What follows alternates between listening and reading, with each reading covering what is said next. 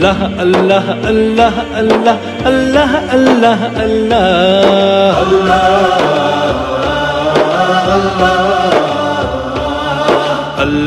Allah Allah Allah Allah Allah Allah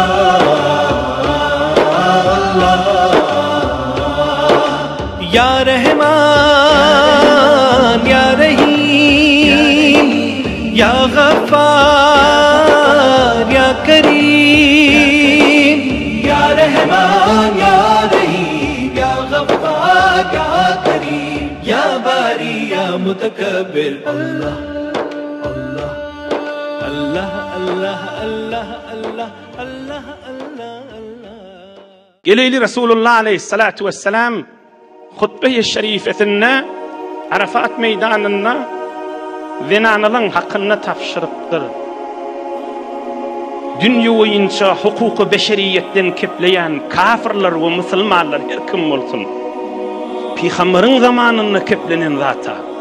O zaman neyki hileyi adam hesap edilmeyer. Şu tayin fikre salmalı. Okuli, tarihten, savatli. Peygamberin aydan zata. Şimal ahun minberde aytyan zata den ha. 1400 yıl bundan odol. Ad zinanani hayvança hesap edilmeyen zamanını näme tafşırdı. Biri-biriniňde hormatını saklamak, Mekkeň hormatını saklamak ýaly diýdi. Emma ondan sonra ey adamlar diýipdir. İttaqullaha taala wastawsu bin nisa'i hayran. Allah'dan korkun. Zinanylığynda ýaxşylyk edin. Yani näme ýaxşylyk edin? Yani zulüm etmeň. Yani zulüm etmeň. Yani zulüm etmeň. O zamanlar bir toforları zinanlara asan hak vermeýänmişdikler. Ýa-da doğan er ölse meselen mal verilmeýänmiş. Ya bir tofor yerlerde adamsy dünýeden geçti zinanasyny otlak goýberýänmişdikler. Er ya ölenden soň zinananda ýaşamak haqqy ýok diýip. Bu şuňa meňdeş yine de diýen ey alem jahanda ýaşap berildi. Beşeriyetin tarihinde ahlakta tek bulan Resulullah aleyhisselam evvelin şahsi ki şu milletin içinde zinanılan hakkında keplen büyük insanla. Adamla deyiptir. Zinanılara yakşılık edin. Yani zulüm edmen. Zulüm etmeyecek bolsaň näme etmeli? Hudaý näme buyurýan bolsa şonu etmeli. İnşallah işte açıklarız. Ey adamlar. Peygamberimizin derman sözi. Bir benden qydyny Hudaýyň adını tutup elinden tutup öýüňde götürýäňiz. Nikah kıymakda. Hudaýyň adını tutup ham elinden tutup öýüňde götürýäňiz. Fakat eriniň ýaxşylygyny göz tüküpdi. Şo zenanak ýaxşylyk edin. Oň hiç zady ýok. Eriniň ýaxşylygyny mätäç bolup durdy. Erliň haqqy bardyr zenanylarynyň beraberine. Zenanylyň da haqqy bardyr erleriniň beraberine. İzdivaçta erhili nikahda nikahdan öňçe ene däde yok bolsa doğan ağa yok bolsa bir owan ýaşulsy bir owan ahuni nikahdan öňçe terbiýet bermeli. Hem şu qydy olan şu denana nikah ýyljaga bu hem erkege. Näme diýmeli? Hey oğul diýmeli, hey gyz diýmeli, hey wallim diýmeli. Jahan oğlum, jahan gyzym. Nikah ýyljak bolýa. Yani sen boynalyyan men şoň denanasy boljak diýip. Yani sen boynalyyan men şoň äri boljak diýip. 2 ay 3 ay ýeteli gaýrat et. Şoň ýokuş berýän zatlaryny bilip de şoň ýokuş berýän zatlaryny etmejek bol. Hem geline hem erkege tapşyrmalar. Awwal şuda. Äriň kılıgyny tap şoň ýokuş berjek zatyny, ýokuş berýän zatyny falan ýyllar bilen gatnaşma diýse, bilesiň gelse delilin sonra, ay mene şoňa gatnaşdyň imanyňdan çürim, imanyňa verer mika diýen, ýa şoňa meňdeş bir zat diýse, ýa men hulasy tabiatym harap bolýar, ýa falan wagtda şerik çykma, ikindiňden çykyp ýörme, werdişetden erti bilen çykaga, ýa şoňa meňdeş zatlar. Ol enata terbiýete aýtmaly. Äriň dinanan ýokuş berjek zadyny bil, şonu etme, tez zindigi doğru olur yani. Şılay diyen gurrununu kafir de kabul ediyen, Müslüman da kabul ediyen. Näme deyip, bir Müslüman, savutli, tahsilkardi, düşümli, onda da gelin aydiya, yok diye, men ne boydaşlım falan muğa çıkıyor, men şu muğa çıkacak diye. Yani zindigini haraplamak da şey. Hen haklı, hen savudi, hen düşümü, hani bir zindigini doğrulamak. Zindigi, ey cavan oğlanlar, size hakla edip verin. Bir kıyıd oğlan bellinini, bir oturuşul yerde, şonu gör, odallı kan aydılanır şi, mikrofon şi, tribondan şi minberdin. Gör, sen üstünden ödü zindigi yetecek adam, zindigin adamsı değerdi. Ay, erim madidirse ol, ya da öz hoşluğu bilen olacak bolsa, sen adamın değerdir. Ha, erim men yaşayacak gülecek diyen hele sen adamın.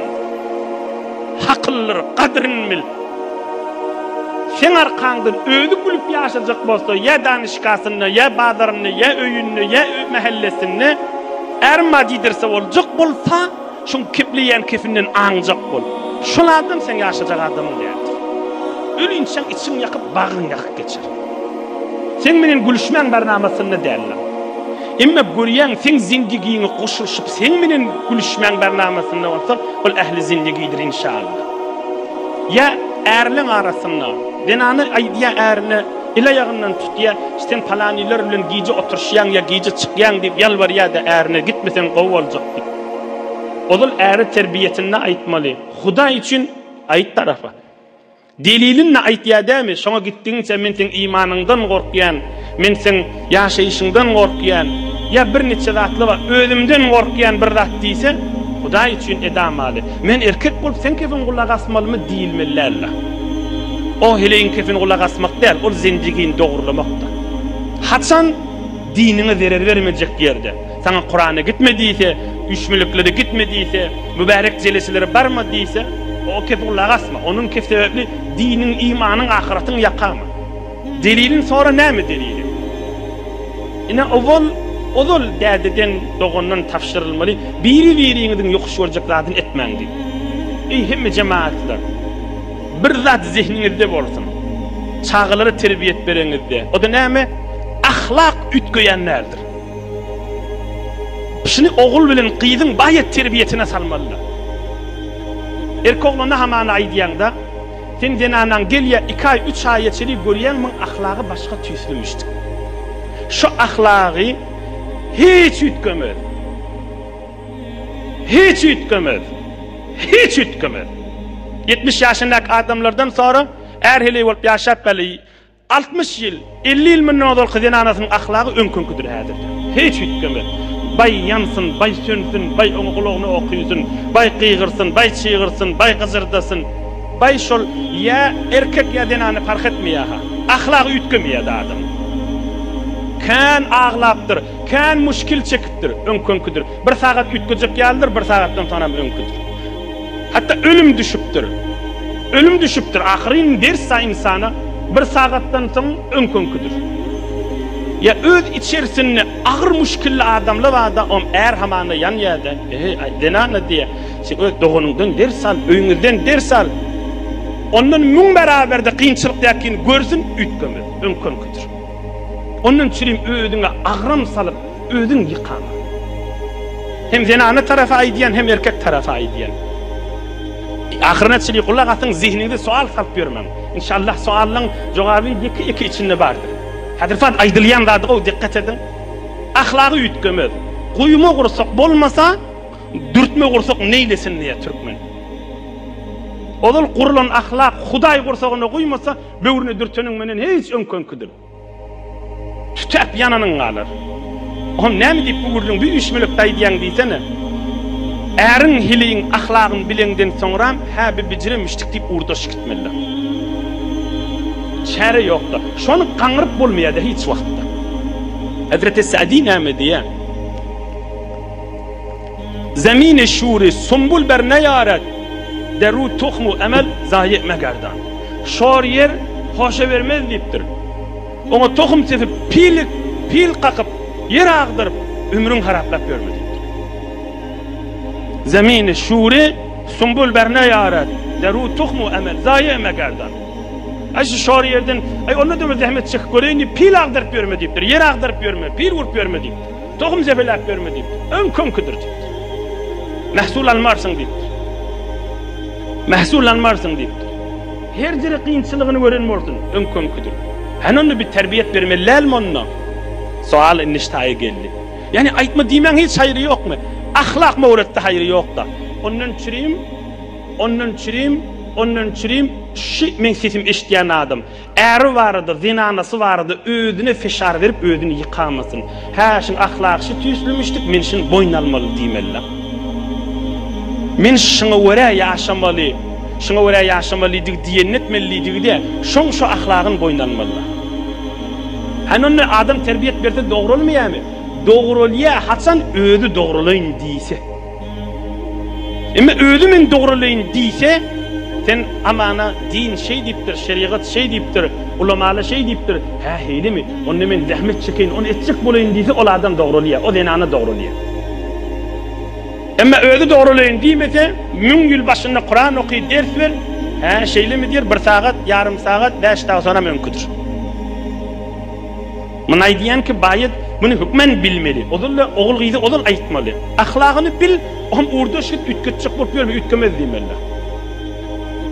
70-80 ýaşyndaky adamlardan soraň öňkönkidir. Bigat yanandyr, sönendir öňkönkidir. Näme diýip şu denany ýa şu er ütkäýinni päline ýok. Bir dogrylyny päline ýok. O da näme diýip ýok? Pahyr şu özi magrurda. Men şun kefin ulaq asmalymy diýýärdi. Men şun sen kefin ulaq asman içinden şey diýipdi, gülüpdi da pahyr oňa. Özüm bilýän diýipdi da. Üçlenji gurrun. Ulaqan mesele gurrun bide. Hediye etmek ve mehabbet etmek gurrun. Den anasynyň adyna maşin etjek, ya öý etjek, ya yer berjek, ya tükan berjek. Ey cemaatler hakly deyin. Şu hakly tamam umumen erkek we ayal oğullara edýär. Şu maşin, şu dukan, şu yer, şu yurt, şu maly, şu adyna bir wagt et, erti qahar edakany zindigiňden çykyp gidip şu ady alyp gitse, ýykylyp oturmajak bolsaň. Resulullah can aýdypdyr. Ey ummatum diýipdir. Şu azada teşekkür etmeýän käne de teşekkür etmez diýipdir. Görsem Resulullah'ın sözümişdik. Elhamdülillah. Erhiliğin arasında aýtdymda birine ýaxşylyk etseňiz mesuliyet miqdar diýip en ataňda da şeýle de. Eliniň zady ene dädiňizi bermeň. Ahullar aýdýar ene taňda ýaxşylyk edin diýip, ahullaydan Kur'an aýdýar mesuliyet miqdaryny ýaxşylygy. Hemme eliniň zady dädiňe enine berme. Aýdýany mesjitde aýdyptin kadryny bil. Akylly utturmarsın. Enen ataňa gerek bolsa ber, gerek miqdar ber. Nagadyr oğlanlar ba Tehran'da hamany işläpdirler. 7 ýyl 8 ýyl işläpdirler. En atasylady işlemjizim iyi beripdir. Indi gelýär men toý etjek diýe en atasy aýtýar, eşdat pul ýok, ýoýuldy diýe. Zalim da şeýen ata. Zalim şeýen ata, belliräm näme şeriat muňa zalim diýjek. En oğlunyň hakyny saklap goýmagy. Eşdat ýok diýe, ýanyp aglap otyr. Ya meselen oğul bir ömür işläpdir, hemmesini dädesine beripdir. Öýde dädesiniň adyny etipdir. Eneler merhum bolupdyr. Däde başga denany alypdyr. Hemme zady denanynyň adyny edipdir. Bir ömür işlän oglun ýerde oturup aglap otyr. Zalim dämi şo däde? Näme diýjek şo däde agarda? Ahunjallar da din näme diýer şo adamy? Zalim däde diýerdi, belli dämi? Bir ömür ogul işläpdir. Dädesini öýe beripdir, ýurda beripdir. Eni özü de şu dädem meni bile ýaşar niýede? Hamany mysalla, eni dünýeden geçýär, başga hele gelýär, onu hemme zadyr şeýleye berýär, ogul denana gelin hemme taglaşyp otydy. Hiç kim menden zat gerek. Get ýok bolyp goýberýär. Zalim daş. Ondan çirim inni köýüni besýärler, ýaş oglanlar. Ala kadri mesuliyet berin, utturmarsyňyz, bererde çekmersiňiz, kıyamatda ýüzüňiz ak bolar. Bu dünýede de çöketişip oturmarsyňyz, kıyamatda ýüzüňiz ak bolar. Gerek mikdarça beriverin. Gerek miktarça verin. En atan hakkında da şeyle, oğulgylyň hakkında da şeyle. Bir oğlum gowurýan diýip kärräk etjek bolup, bir gelinim gowurýan diýip kärräk etjek bolup, dogollaryň hakkında da şeyle. Mesuliyet miktar ýaxşylyk, edafa ýaxşylyk etjek bolma. Inni ol dosa edafa ýaxşylyk etjek bolup, ya daşarda birine zamin bolan bolup, ya edafarak malyny ihtiýaryna goýmakda düýp hakyllandaşdyr. Ki bir neçe adamlar pahirle gowuran bolup şeýtdiler, o da mülki alyp gitdi, o hem ýöne ýeriň üstüne boşça yerin, kilimsiz yerin üstüne oturadılar fakirler. Falan boydaşım şeyle bolupdyr, palany dogonuma şeyle zat beripdir, palany falan zada şeyle zat beripdir. Sen men gowurmaýanmy, sen baýat maňa bermeli. Bir zat wazifaň adal. Hudaýa emretmendir. Mehabbet mesuliyet miktarınçı etsen iki dünýä ýüzüň akdyr. Mesuliyet miktarı näme? Kıyamet yakan tutuljak miktar ýaxşylyk et hem hem heley. İki dünýäsi abattır. Kan dinany erkekli bu gurrun işteqin görerle. Emme hak gurrun, safy sadyk gurrun, doppu dogurjy gurrun, zindigiler dogurlayan gurrun da. Bu mahal qyn görýärlere de bolsa, inniki öňü weselleri menden ýadygarlyk hakyl bolsa. Din için, iman için, şu musulmanlara yüreğimiz yanmadan çürüyümde olsa, ben açık aydiyan şu ulu milletin içinde, alem cihanı eşitlerine de Huday cenneti firdevs versin. Beriş, her näme bersen ber. Şonu alıp gidenine, ey beydir diymi yardım deyip, çökütüp oturmayacak bolsan ber. Yani sadece deyin, şillivanı ber, şunu erti alıp gider deyip la pikrine valla. Şonun git ya elimden ni de berda. Bu gideni bilen müşkili yok ki deyip ber. Sonram yüreğin yanıp çıktı, kilimsiz yerde oturmalı olamı. Munnay deyin, son akıl olsun, din gurrun olsun, açık olsun, yüz gören cennet görmez gurrun olsun. Şunu da kal ciddi bilaga. Aydamdan sonram hava doğru aydiyan ahuncan diyersin. Azat berip, teşekkürünü alıp bilmedin mi? Azat berip, teşekkürünü Tanrı yalqasın, yüzün ak bolsun, şondan eşitmedin mi? Azattan eşitmedik bolsan, yerin yüzünün şodurşunu versen de eşitmersin.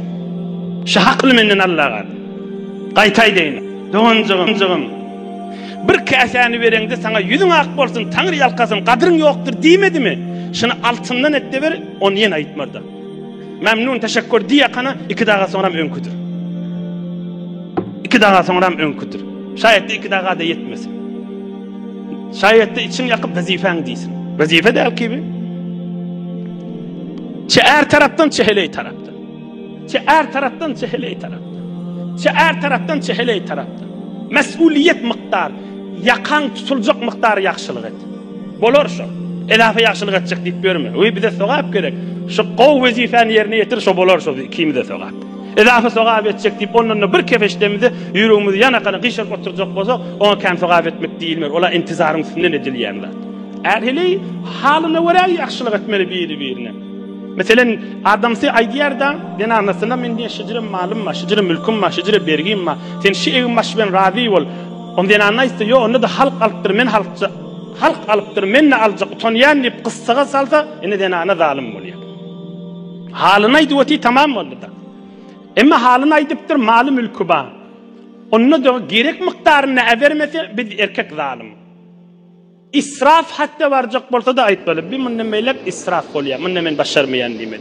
O men mung juz'iyatyna girmeyin. Inni bir erhili bi qadri mesuliyet miktar bermeli diýdik da kıyamet yakan tutuljak. Inni bir erhili ihtilaf bolýar, dawa bolýar. Bir diýsen vazifen diýe, erkek diýär men vazifam däl diýär bir meselede. Onu şu wagt ulamalara maslahatlaşsın. Kur'an, sünnet, din maňa näme diýär? Hak kiminki diýsin, şu wagt taýsir hak bolsa, şoňa mutyg bolsunlar. Dördülenji wurrun gamy gossany da mesuliyet miktaryň iyi. Hey din anaň mydam ýanynda aglapdy.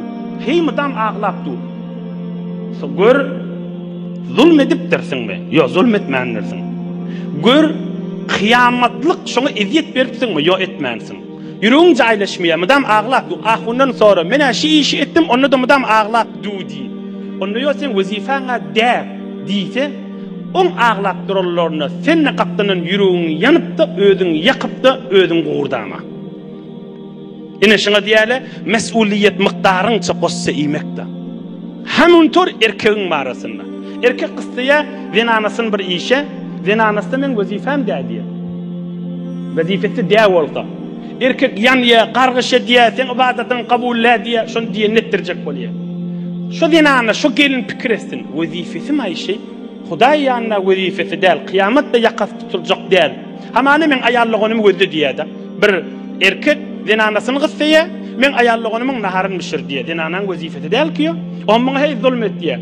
Sen de abadatın kabullerliye, sen erin diyen etmedin diye. Erin diyen etmeli. Nenki başka kişinin nöçesi olmalı, ya hizmetkarı olmalı. Sen men ayallığınım gözlemeyen vazife değil ki, ol inşallah işte gelir gördüğünü. Ve her hal, dinanan vazifeti devadı erkek zor diye, on dinana da ağlaptı. Erkek ağlaptı sen men diyenim etmeyen deyip. Şu dinana gaytyan, şu gellece, şu gelin aytyan. Beter yüreğini ağırdıp görme, erim narahat deyip. Näme deyip? Son bija narahat. Sen kıyamet mesuliyetin yoqladı narahat bolup durdu. Şimdi şu gurrun cembendiye deyin, kıyamet mesuliyetin bazada yüreğin yansın, soğak bolur. Yüreğin yant can versen de kıyamet geleceğin olur, şehit bolursun. Kıyamet mesuliyetin yoqladı. Ay men ayallığınım mıdam ağlapdı, men dinanam ağlapdı, men erim mıdam narahat. Bolsa bolsun, bolmasa bolmasın. Tabiatı şeylemiştik. Onu yüreğini ağırdıp kaptanın yıkılıp verme. Mesuliyetin miqdar narahat bol. Belki bu ürünler hakıl olup bir neçelere girsin, te bijan narahatçılıklar bolmasın. Bijan nahak efsurde olup yıkılıp yatan adamlar bolmasın. Bijan nahak efsurde olup yıkılıp yatan adamlar zinanlar bolmasın. Beşinci ürün. Erheleyin arasında zulüm olyan ürünler. Bu zulüm bulmalı değil ürünler. Gelin madam narahat da öyde. Näme dip? Men erim men doğullum menen bile oturuşup gülüşmeyer diye. Ay diye men diye Türkmen aytmışın canım alışmaya diye. Men canım alışmaya diye. Näme deyin diye. Gülüşüp başarmaya diye. O binni denanı näme diýmeli? Ha, bolýa diýmeli, tamam etmeli. 15 ýyl geçipdir izdivaçlaryň häzirde şu narahatçylykda. Sen men doğullum men oturuşmayan diye, o da men başarmayan diye. Meger wezifesim bir erin şola bilen oturuşup gülüşmek. Hem ayallıqlı üşyemiştik. Üştü da. Zindigiyin faklı. Huday yanına. Şılay diyen gurrunumi kafirla da şey diyedi. Kafirla şey diyedi. Kafirla şey diyedi. Erheleyin arasını düzgün et evvelli. Başka zindigiyin içindekiler düzgün edecek olma diye. Bir din, Müslümançılık näme? Ya eyni şuurun erkek ayt diyedi. Sen men dedem menen, nanem menen, doğullum menen qovvaşmalıya. Baham oturuşmalıya. Ya vazif etmeler, zor etmeler. Er bilen qow bolmaly, er bilen gülüşmeli tamam bol. Demen nänem menen qow bolmaly, dadam menen qow bolmaly, dogullum menen qow bolmaly. Yo bu bolmady, zalim bolar. Bu bolmady, zalim bolar. Hamana salam berdi, salam da bermeýärdi. Öz günäsi, öz salam bermeýärligi, öz şahsiyet, öz kiçikligi. Türkmen milleti şu arada zäfi barda. Zäfi ýerde men açyk aýdyn, elhamdülillah biz de içinde geçipbäs. Türkmen milleti şu arada ecilligi var. Son Türkmen elhamdülillah bahamrak, ağzı verirler, üşmeligirler, mehabbetliler etçek bolýar da. Qowlat gibi gördüň bolmaya inni qaňyryp durmalar da. Ha, görseň boljak gelmişdik. Öz başyna bolup duranyny qow diýmeler. Wazifa de.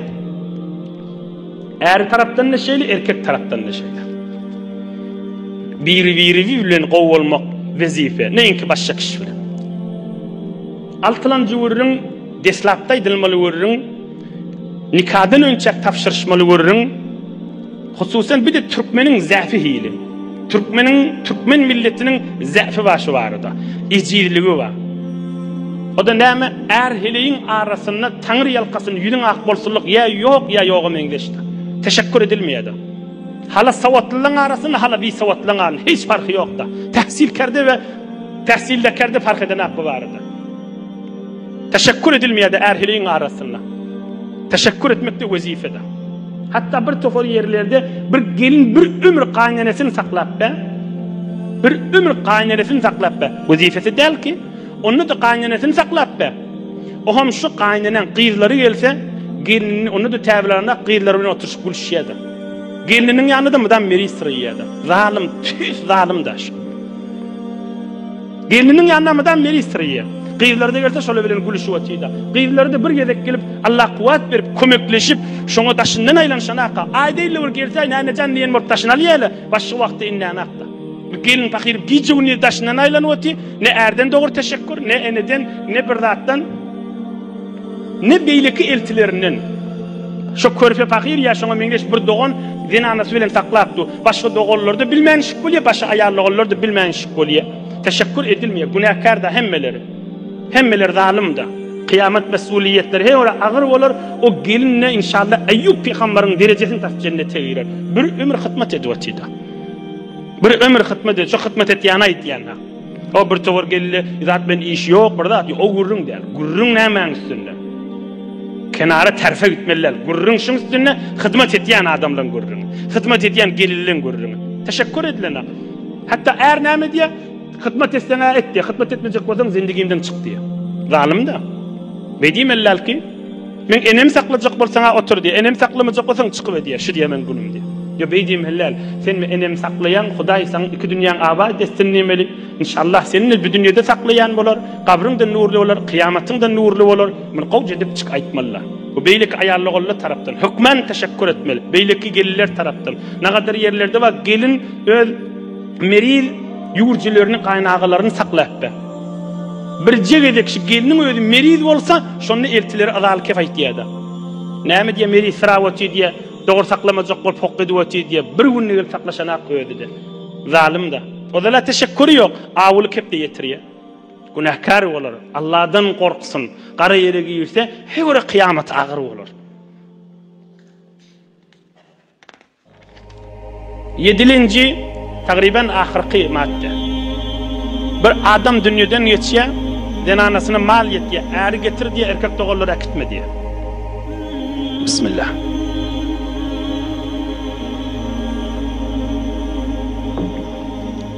Denana fakir arada da. Äri getir diye erkek dogullar akitme diye. Näme diýip denanan beýt arada goýmaly. Resulullah aleyhisselam'ın tafşyranda adynyň berişi, denanlara zulm etmeň diýip. Näme etmeli şu adam? Ola dogullary mal alyp gaýsa, soňram garry öýe gelse, dogullar täbil almarmy qadi paky ulgaýgy şola denana ola. Kefikan ne bolsa, mudam yalandan aglayan ne bolsa şu denana bir musulman şu. Öýe gelse täbil alınsa boljak şu gelin bolup gelinden soňra. Ahir şu mal alyp gaýsa, ýa-da ýerine oturan dogullar täbil almarmy qadiye, o tadan äride getir diýip. Cemaat näme diýip beýt arada goýmaly. Şeriat näme diýär? Şeriat şunay diýär. Ärin haqqy ýok denanasyna bar getir diýmäge, dogullarynyň da haqqy ýok goýuştady diýmäge. Ärin haqqy ýok bar getir şonu diýmäge, zor etýärdi. Dogullarynyň da haqqy ýok goý şonu diýmäge. Hemmesinden meterde mal wel ýana hunjan ýa şula aýtmady. Dogun öz haqqyňdyr diýmäge. Hemmesinde mal ver yana hunjan aýtma. Aljak bolsaň şeriat aýdýan formasyny al. Men öz nazaryma, öz bir şahsyny, bir taýyny öz şahsy nazarym. Bir wagt şonu öýde aljak däl, adamyma bereyinmi ýa dogunyma bereyinmi diýen bolsa, haýsy bir mätäşrak bolsa, haýsy biriniň zindigisine gerek bolsa şoňa bersin. Täsogaby bolsun özüniň. Müň zindigisine kömekleşdigi bolsun ýa oň zindigisine kömekleşsin. Ya ikisine de gelip ikisine de versin. Hala anlaşma halken sen elinde pul ba, öz jüýüňde hal aljak malyň iki däne nefer görýär. İkisine de ol maňa ber diýe. Böyle ver. Birine hemmesin oňa ber, oňa zat berme. Ya o birine ber fark etmeýär da. Benim öz nazaryma haýsy bir mätäşrak, haýsy bir geregirrek bolsa şoňa ber. Ta sadakaň bolsun, sogabyň bolsun. Şeriat aýtýan formasyna täbil ber. 10 ýyl soňra meni aljak diýmeler bolsun. 30 ýyl soňra ay men şu haqqym aljak diýmeler bolsun. 50 ýyl soňra ay şu haqqymdan ýeten zat men gaýta aljak diýmeler bolsun. Olar şeriat aýtýan formasyna hibe diýäler adyna. Şeriat aýtýan formasyny bermeli, bu tarapda şeriat aýtýan formasyny almaly, gabyz bolmaly, tämin almaly, kamil etmeli, gurrun tamam bolsun. Bu jowan musulman adamlara da imza etdirmeli, bu açyk bolsun. Ine ne äriň haqqy bar şonu getir diýmäge, ne dogunyň haqqy bar şonu goý diýmäge. Denany öz ihtiýaryna da. Yeni bir qow haqqyn aýarly gollardan düşýär. Hiç kime de bermesin, özüne saklasın, gerek bunu bolar. Yine ahirkıca urrunda deslap aýtdyk. Erhiliň arasynda ahlak ütgemýär, megerinki ütgäýin diýse şu barada.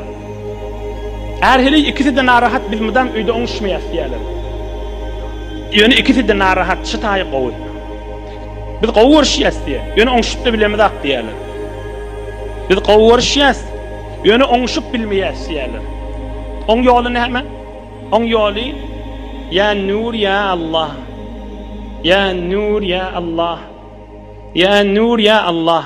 Hudaýa men zindigim nurani etdiydi. Şon öýde kan aýtmaly. Gelinne kan aýtmaly erkekde. Hususan eriniň geljek wagtlary ya erkegiň öýde öýe gelýärrek wagt. Ya nur ya Allah. Ya nur ya Allah haýada birine assalamu aleykum diýsen, kaşyny iki gatdaly etse de. Hem denana hem erkek. Hem zindigi dogrulyar da.